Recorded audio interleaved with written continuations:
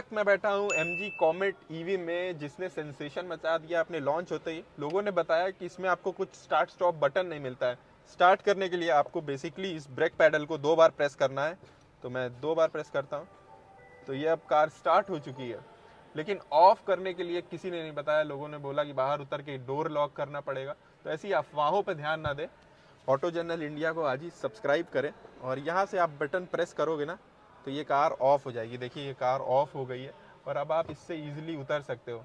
तो राम निकला रे, देव मानुस निकला रे। कैसा लगा ये गजब का फीचर कमेंट बॉक्स में जरूर बताइएगा।